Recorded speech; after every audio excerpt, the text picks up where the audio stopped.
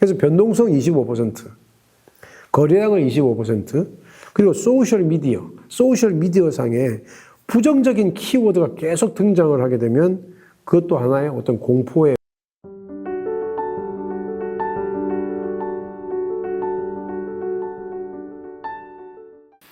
안녕하십니까, 오문성입니다. 그럼 지금 비트코인은 맥칼페 기준으로 어떤 상태인가요?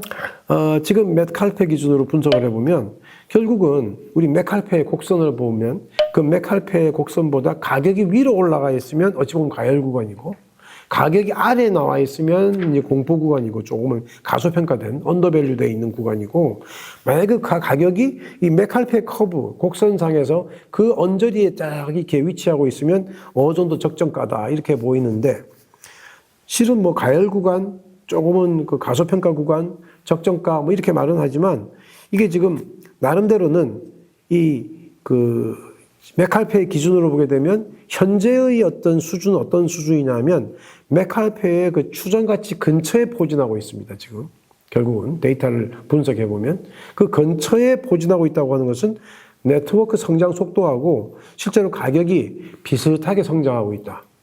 그래서 지금 이게 지금 맥칼페의 곡선보다 아주 월등하게 가격이 높아져 있으면 좀 이제 이게 가열된 것이고, 월등히 아래에 있으면은 이제 가소평가된 것이라고 볼 수 있는데, 지금 현재로는 그 언저리에 이제 붙어 있기 때문에 크게 하여튼 우리가 가열된 상태는 당연히 아니다라고 말씀을 드릴 수가 있겠습니다.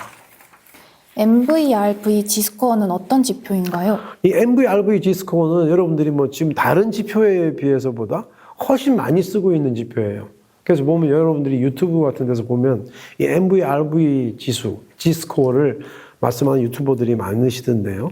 여기서 말한 MVRV는, 여기서 MV는 마켓 밸류, 시장 가치입니다. 시가총액입니다. 그 다음 RV라고 하는 것은 리얼라이즈드 밸류, 실현 가액이에요. 그래서 이거는 이 사람들이 평균적으로 산 가격에 비해서 현재 가격은 얼마나 비싼지를 보여주는 겁니다. 그래서 이 MVRV 지스코어는 이 지스코어에 대한 그 어떤 가격, 그러니까 수치를 가지고 현재 지금 가열 상태인지 공포 상태인지 아니면 현재 지금 역사적인 어떤 그 평균 정도의 수준으로 유지하고 있는지를 보여주는데요. 보통은 이제 지금까지의 어떤 경험에 의하면 이 지스코어가 7보다 클 때, 보통 7보다 클 때가 이 극단적 가열로 이렇게 보기 때문에 지금, 그리고 G스코어가 0보다 작으면 이제 공포 구간으로 사람들이 굉장히 무서워서 매도를 아주 고려하는 구간이고요.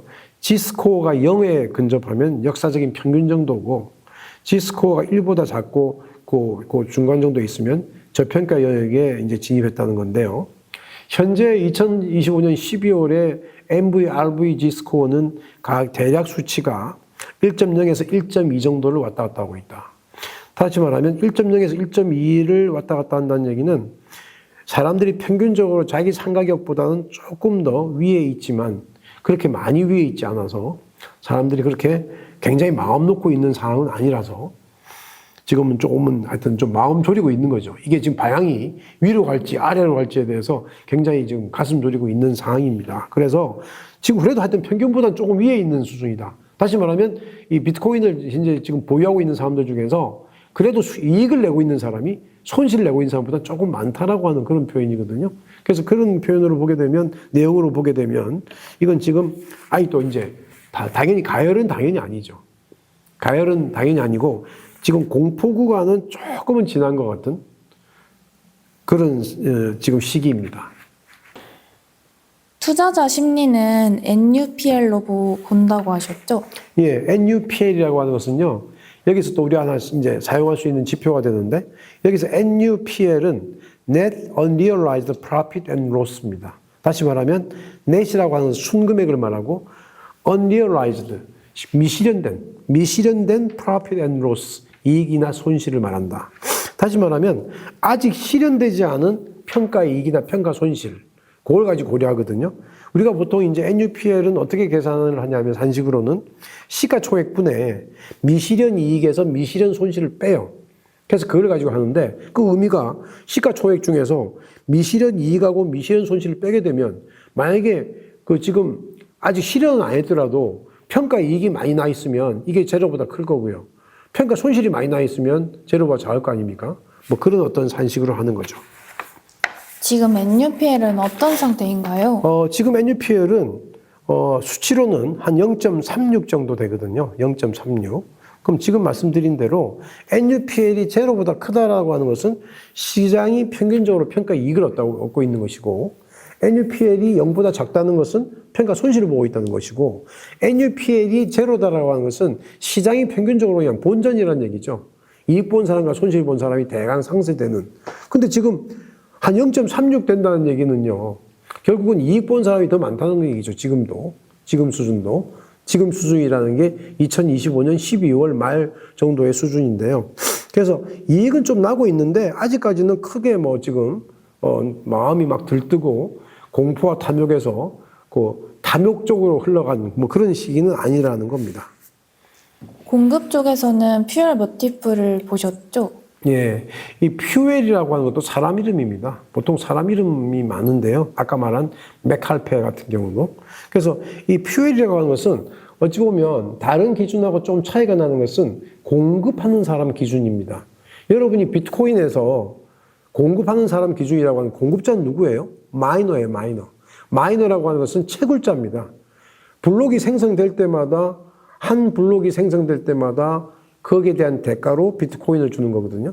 그래서 처음에 뭐 비트코인 처음 나와서 4년 동안은 50개를 줬고 50비트코인, 그 다음 4년은 25비트코인, 그 다음 4년이 12.5비트코인, 이게 지금 반감기 아닙니까? 그래서 이렇게 주는데 채굴자들이 요 지금 퓨엘 멀티플이라고 하는 것은요, 채굴자들이 평균적으로 벌어들인 이익, 채굴로서 그것분에 채굴자들이 현재 벌고 있는 돈, 이걸 이제 분자에 올리거든요. 그래서 이게 지금 기본적으로 채굴자들이 현재 지금까지 평균적으로 벌어온 것보다 지금 점점점 커지게 되면 더 많이 그 채굴을 하기 시작할 거고, 이 채굴하는 사람들이 자기들이 비트코인 한 개 채굴하면 지금 같으면은 예를 들어서 뭐 1억 3,500을 받았다 쳐요. 그럼 1억 3,500 중에서 자기들이 전기에 대한 비용도 내고 여러 가지 관리 비용들이 들 텐데 그걸 빼고 난 나머지 금액이 자기들이 이제 남기는 거잖아요. 근데 그 남기는 것이 점점점 작아지면은 채굴이 점점 줄어들 거다. 그러니까 지금 보면 결국은 이 퓨엘 멀티플은 공급자 측면에서 보게 된 현재의 어떤 비트코인 상황을 이제 보여주는 지표다. 이렇게 보여지는 거죠. 현재 퓨엘 멀티플은 어떤 신호인가요? 그냥 중립 정도의 수준으로서 현재 시장을 흔들 만큼, 시장에 충격을 줄 만큼 그런 어떤 그 시그널은 아니다. 이렇게 보여지는 거죠. 마지막으로 공포와 탐욕 지수는요? 공포와 탐욕 지수는 실은 우리가 암호 자산에만 쓰는 게 아니라요, 주식의 경우에도 공포와 탐욕 지수를 씁니다. 그래서 보통 우리가 그 Fear and Greed Index라고 해가지고 쓰는데, 다시 말하면 주식에 대한 공포와 탐욕 지수도 있고 우리가 암호 자산에 대한 공포와 탐욕 지수도 있는데, 지금 제가 말씀드리고 있는 것은 암호 자산에 대한 공포와 탐욕 지수를 얘기하고 있죠. 변동성, 이 가격에 대한 변동성, 가격에 대한 변동성이 크면 클수록 조금 공포스럽죠. 자, 그런 거이고, 거래량이 터지면서 상승을 하게 되면 보통 올라가는 그런 어떤 그 신호로 보고, 거래량이 터지면서 하락을 하게 되면 내려가는 신호로 보통 보거든요.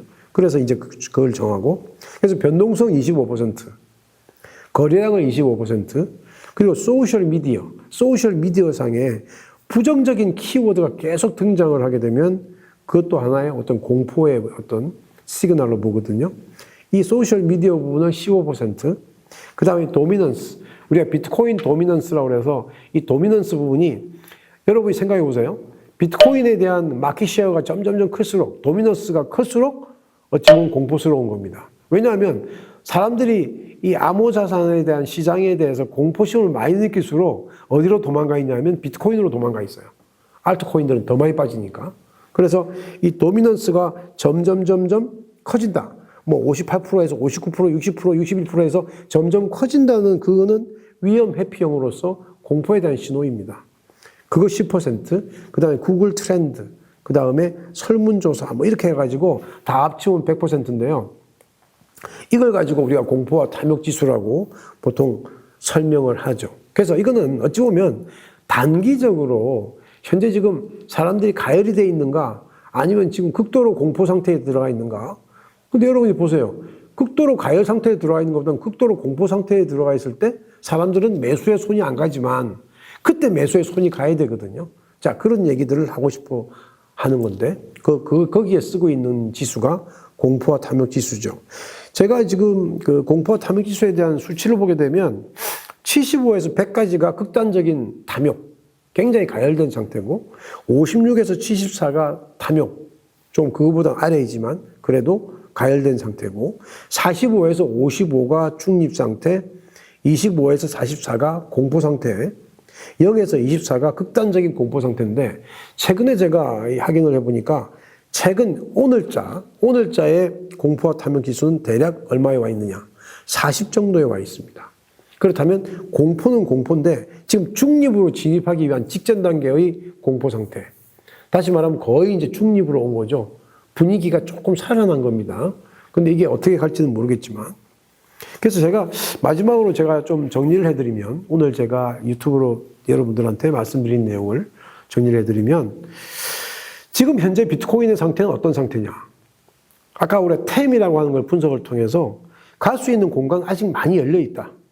아직 많이 이제 올라갈 수 있는 이 쉐어가 커질 수 있고요. 현재 여러 가지 지표들, 뭐 메칼페나, 그죠? QL이나 공포와 탐욕 지수나 뭐 이런 여러 가지 어떤 지수들을 볼 때 아직까지 지표들은 가열 상태는 당연히 아니다. 그래서 사람들 그 심리를 보게 되면 아직까지는 조금은 공포스러운 정도의 수준에서 머물러 있는 상태. 하지만 조금씩 심리적으로 좋아지는 상태다. 그래서 우리가 뭐 제가 여러 번 말씀드렸지만 비트코인이라고 하는 게 장기적으로는 저점을 계속적으로 높여갈 수 있는 구조이지만 사람들의 심리는 그래도 조금이라도 싸게 사고 싶은 건데 그럴 때 지금 제가 오늘 말씀드린 이런 지표들을 한 번씩 여러분들이 그 수치, 여러분들이 이 지표에 대한 산식이나 이런 것들은 제가 설명드린 것만 여러분이 기억하시면 그다음부터는 어느 정도의 수치면은 현재 어느 정도의 상태에 와 있는지에 대해서 여러분들이 관심을 가지고 보시면 상당히 타이밍, 나름대로는 여러분들이 좀 더 싸게 살 수 있는 타이밍을 볼 수 있지 않을까 이렇게 생각합니다.